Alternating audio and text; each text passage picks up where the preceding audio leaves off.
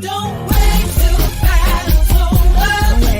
Don't wait till the struggle ends. Shout now, shout now, right now, shout now, shout now.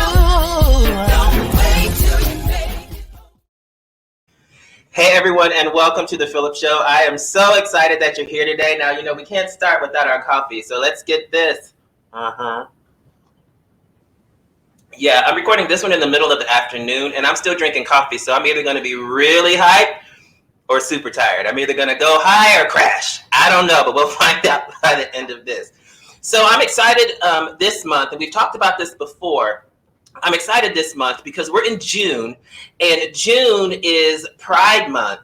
Awareness for highlighting our differences, celebrating our uniqueness and authenticity and individuality. And I'm super excited to be able to share stories with you of people and their journeys of their personhood, who they are, how do they find out who and where they are, and how do you maneuver through life as yourself, specifically when it's very difficult, given stigmas, given all of these things. So you're going to be introduced this entire month to some amazing people who have amazing stories, and they're doing some amazing things because of their journey. So I'm excited, and we're going to just jump in. Today is no different. I have an amazing guest on. His name is Michael Hawk.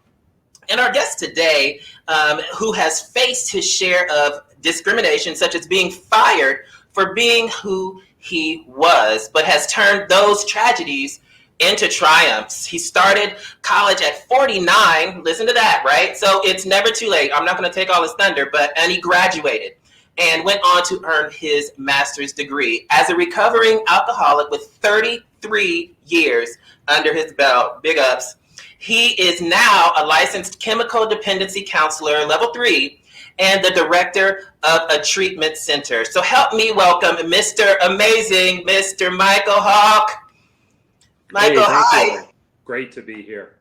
Oh, I'm so excited that you're here. Wow, what a journey. And some of those things that, the way that it resonates with me, there are so many things within the community that sound so similar. Your journey it sounds so similar, but what is different about your journey to me is that a lot of people don't either have the strength, the encouragement, the wherewithal to push through. So back when you were working, I think it was around 2009, and you said you were let go from a job. What? Yeah. Like how? Yeah, it's amazing. I was working corporate America in a Fortune 50 company as a senior manager. And my boss's wife went to a new church where she was told, and preface this, I was out of the closet from the minute I started there. I haven't been in a closet in a long, long time, since 78. Okay.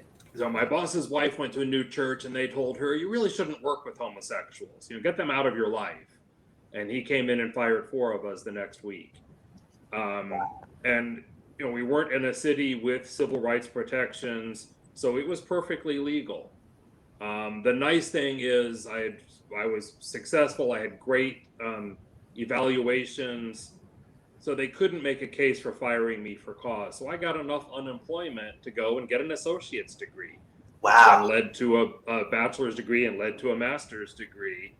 Wow. I went home that night after I got fired, and I have a spiritual mentor because of my chemical dependency, my recovery. And I called my mentor and said, God, they fired me, and it's unfair, blah, blah, blah. And his words were life-changing. He asked me, if you didn't have to work for a living, you had all the money you needed, how would you spend your days? Mm. And I think I ask everybody that question now. I think it's critical to who we are. What's important to you? And I had to think. I said, well, I've been in recovery for a while. I'd love to help other people get clean, have the joy, the change of life that I've had. And he's, well, you big dummy, you got to go to school to do that. Yeah. So that was December of 2009. In January, I started at Sinclair. Wow. I was told as a child I was too stupid to go to college, and I knew I couldn't do it. And I came across some amazing instructors who believed in me and convinced me I could do it. Who knew? I Wow. could. Turns out I'm smart enough. Yeah, you can, and you did. Absolutely. When you were, you talked about coming out of the closet at a young. I want to put a pin right there. So when you say coming out, what does that? Because some people associate people when they say I'm coming out, they just decided that day that, oh, I'm gay today, and now I'm going to live my life this way. When somebody says I came out, what does that mean? Yeah, For the well, people for in the me, back. it was giving up on getting cured.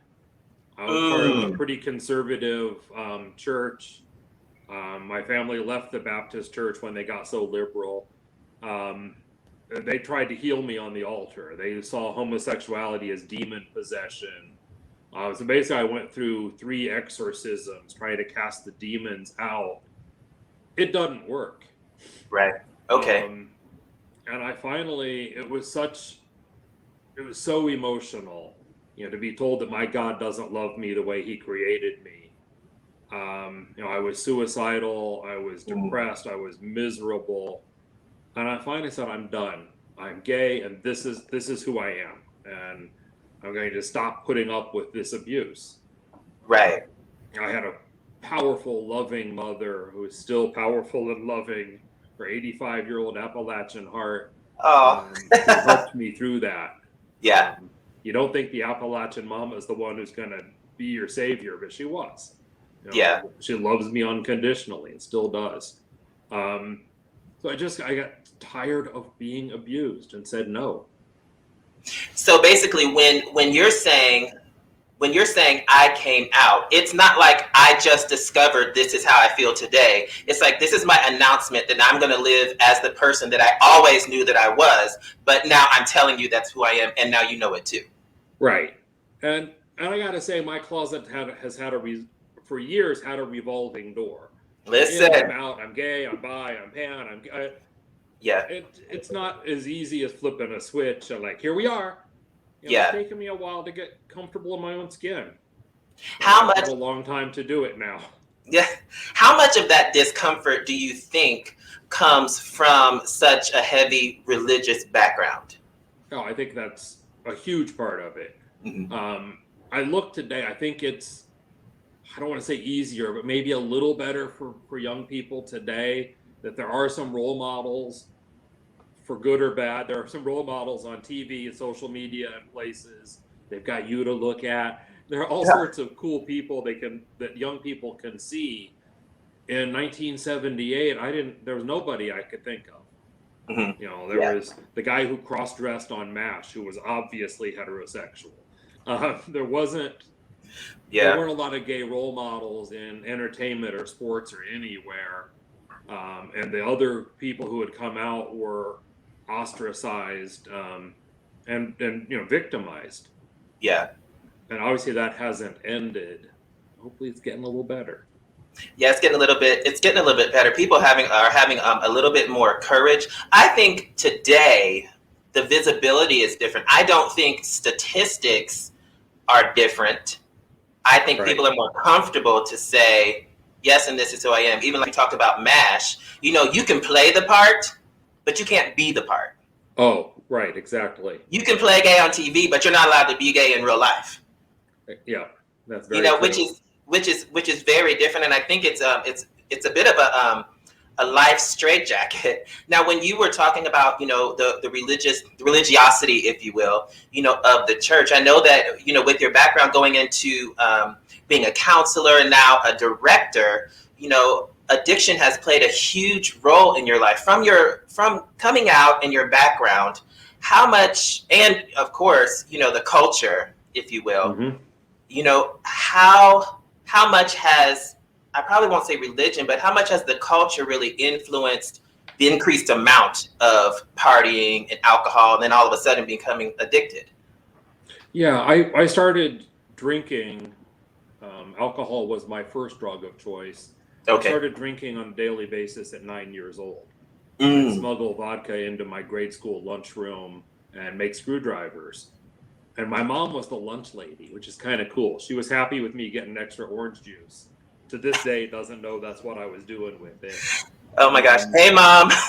Yeah. Hi, what's the broccoli? She's heard my lead. She knows most of my story. I don't remember my first drink, but I remember that feeling and thinking, oh my God, this is what's been missing. This is how I should feel. Because I didn't feel right, even at that age. And then as I grew older and started to understand that I was not heterosexual, and the struggles connected with that, and the church and society, that alcohol and other drugs started to become my escape mechanism. I didn't have to feel that way anymore. I could stop feeling completely. I know how much Jack Daniels it takes to not feel anything for a while. Yeah. And I think there are other escapes, the back room of the movie theaters, and the cruising parks, the levee in Dayton, for those other old timers in Dayton, that just indiscriminate sluttiness is the same kind of escape for me. That's part of my story, is that I would escape into the bookstore or any of those places and have sex with a bunch of people to forget how I was feeling, to get away from that. And of course, alcohol, cocaine, all of those things were just part of that whole story, part of that lifestyle. And I don't want to be one to slut shame. I think sluts are beautiful, cool people, but not as a form of escapism. Well, Sure, my friends are sluts. Hey, friends. Yeah. But I mean, okay. So and that's beautiful. Let people be who they are, and it's not about agreeing, disagreeing. It's not about that. It's about who are the people, and people do what they want to do, and I still love you. And it's not about me approving or disapproving. That's really none of their business. You know what I'm saying? It's be careful, be safe. I want you to be well. But when it comes to drinking in the gay community, because that's just kind of like the thing, and drugs and all of these other things, in most of it, the stereotypical, let me say that. But after a point for you, where did drinking become not so much I don't want to feel anything to now I'm addicted? I don't know. I was a blackout drunk for a long time. Oh, okay. I would take a couple of drinks and wake up 4 days later. And I like to drive drunk. It was kind of my thing. Have a couple cocktails and get in the car. So I ended up with a bunch of DWIs. And finally, I got to the point where I knew I couldn't carry on like I was. And I quit a couple of times, and it didn't take. Okay, I'm done. I'm walking away from it. Bye. And then I would drink again a couple months later and get arrested again. I finally got to the point where I was absolutely, completely broken. I was morally, emotionally, spiritually, and financially bankrupt. Yeah. And I woke up in a drunk tank in a town I had never heard of. And some idiot had hung a mirror there in the little window where you get your belt and shoelaces back. And I looked in my face, and the guy looking back at me was dead inside. Oh, wow. No life, no hope, nothing. Mm-hmm. And I fortunately knew somebody who was in recovery. And that was my first phone call when I walked out of there. Can I get to a meeting tonight? Wow. That was March 20th of 1988. And I haven't looked back. Wow. Good for you. Congratulations. Yeah. Thank you. But it took that, what I've heard referred to as the gift of desperation. I was finally so desperate, I was willing to do anything in the world these people told me to do to get better. Yeah. I mean, that's what it took, because I had, with my religious abuse as a child, and then I hear these 12-step people talking about God and Jesus and praying, and no, I've had my fill of Jesus freaks. I am done with y'all.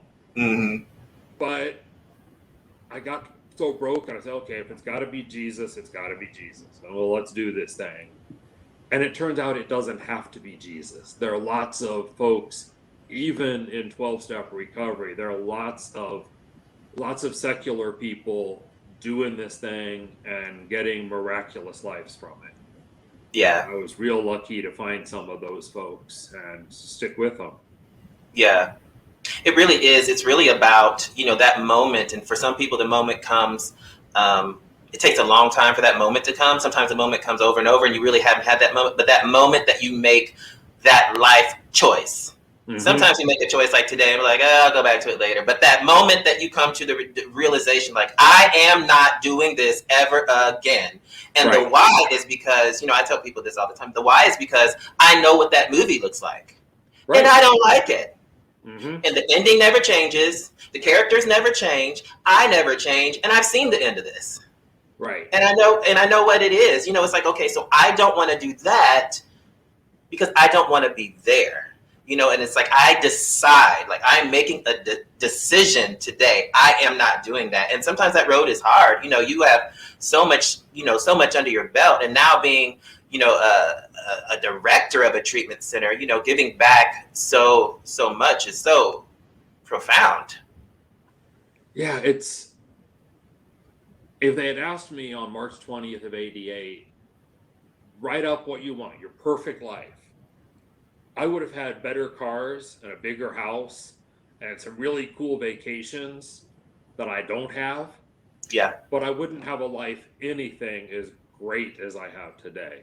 I'm utterly filled with gratitude that I have real friends. I used to have friends when I had cocaine in my pocket.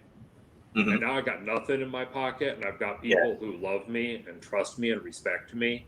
Yeah. What a gift that is. I have a real relationship with my tiny, odd family, and that's amazing. I never would have asked for that.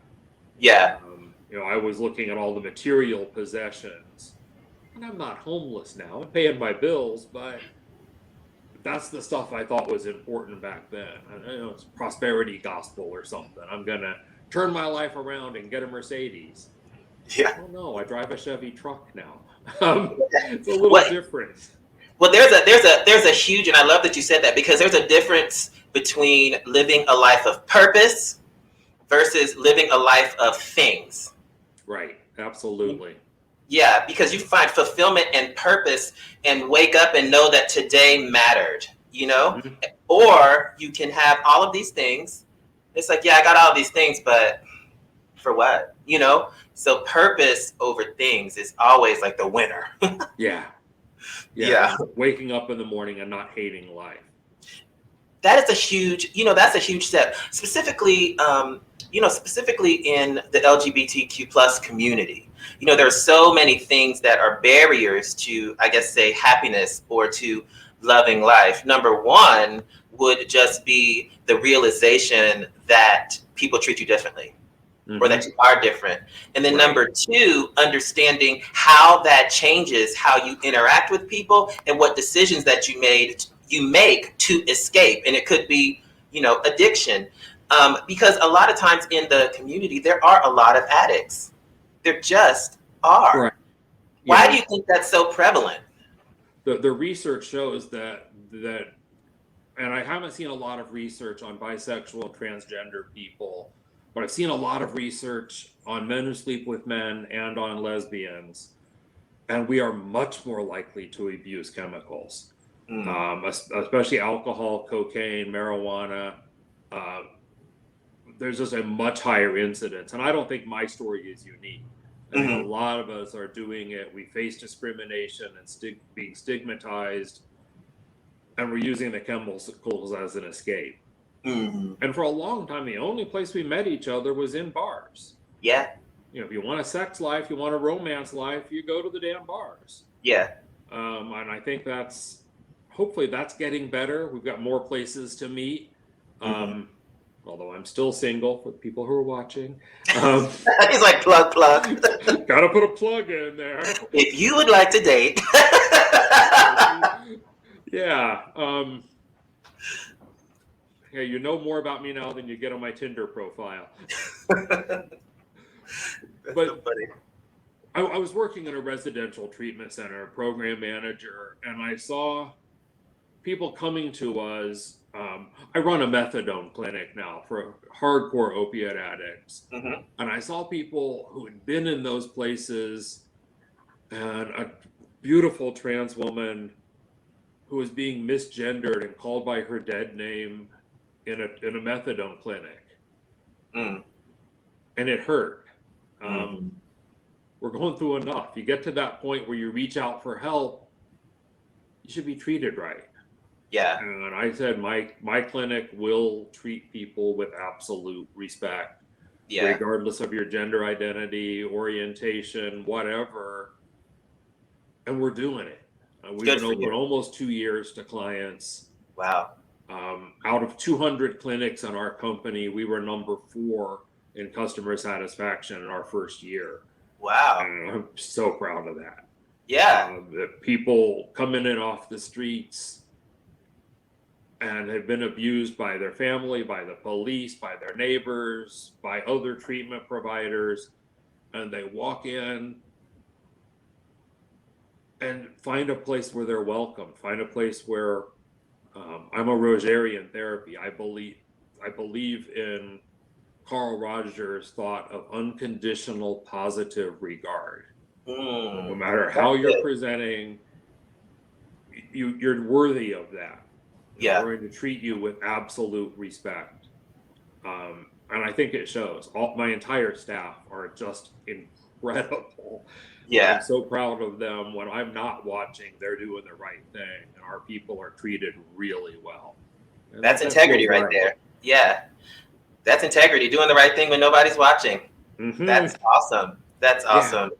Yeah, I hear from clients say, hey, you know what she did for me? You know how these people are helping? Yeah, it feels really right. If you were to talk or tell us about, let me just ask you this. We have, every year there's a gay pride, whether it be here in Yellow Springs or, nationally, globally. Mm-hmm.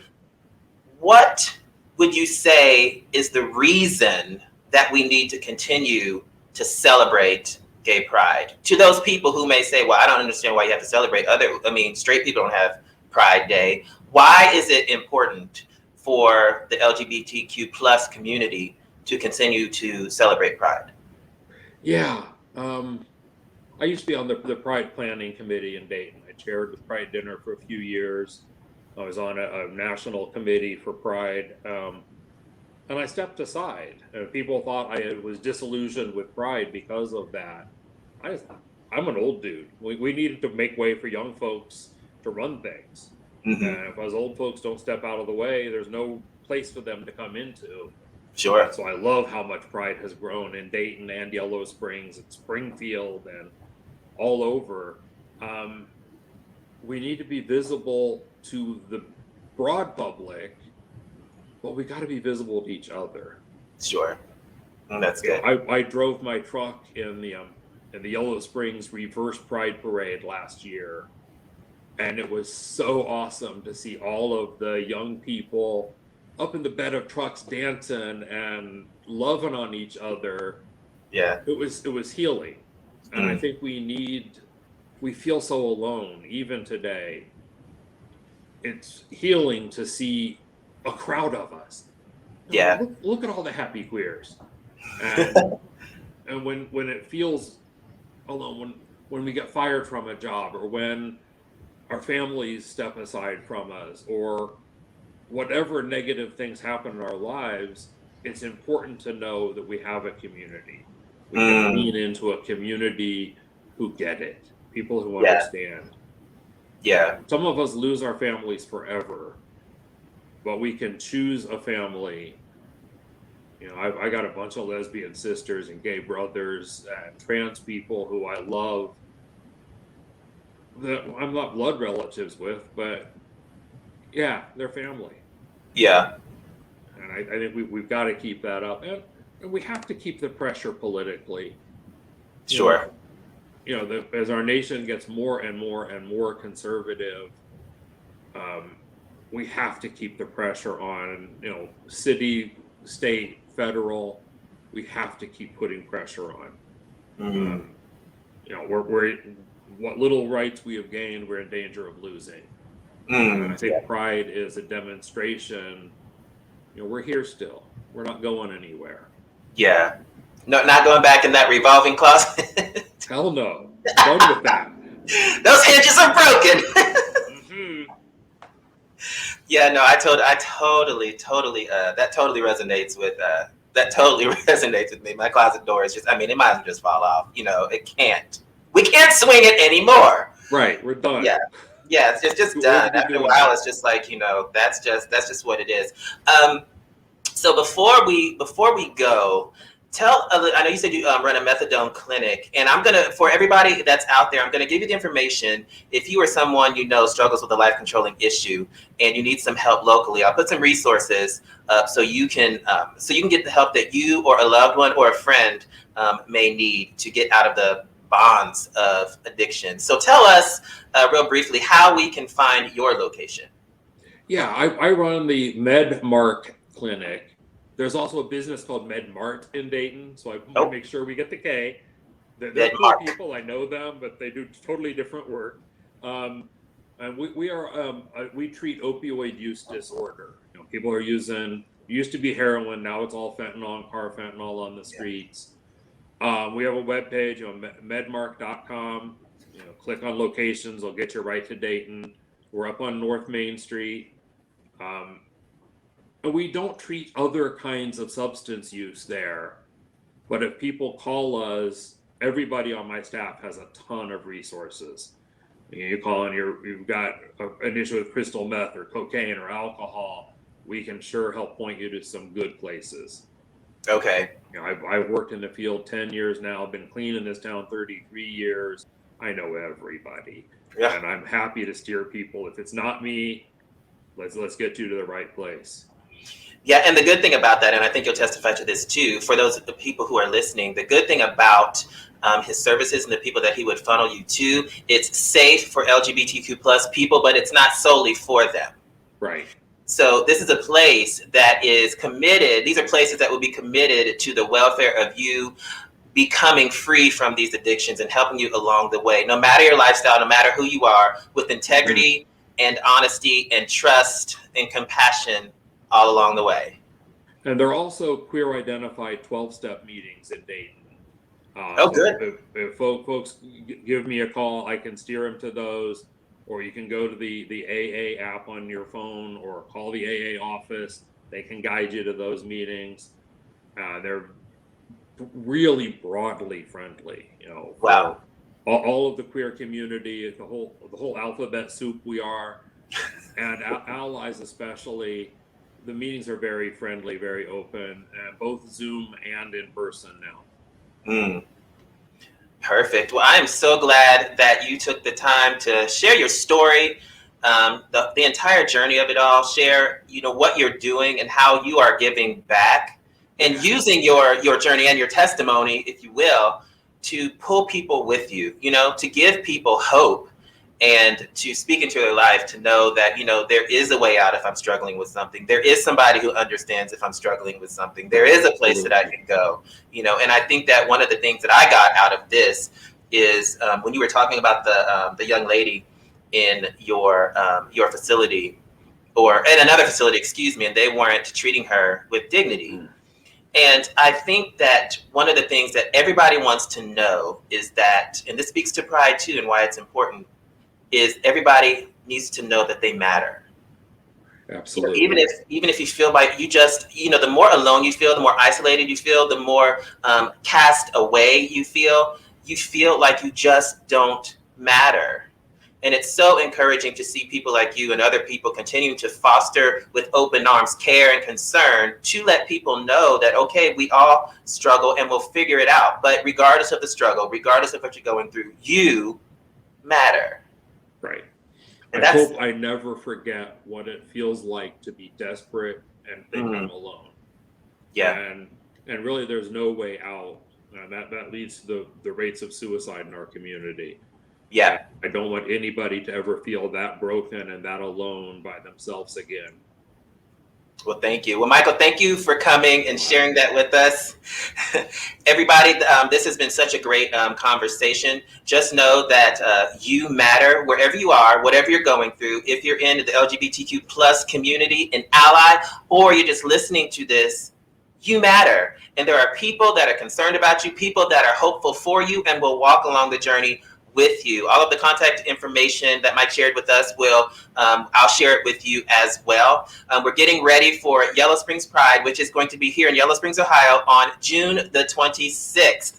So if you're in this area, we would love to see you and just show you how proud we are of each and every person that comes to present themselves, and everybody else will be there cheering everybody on for the decision that they made to say, I matter. And being visible is totally fine for life. All right. So you guys just remember, you are the best you in the world. And we will see you next time here on the PHILLIP Show. Have a great day.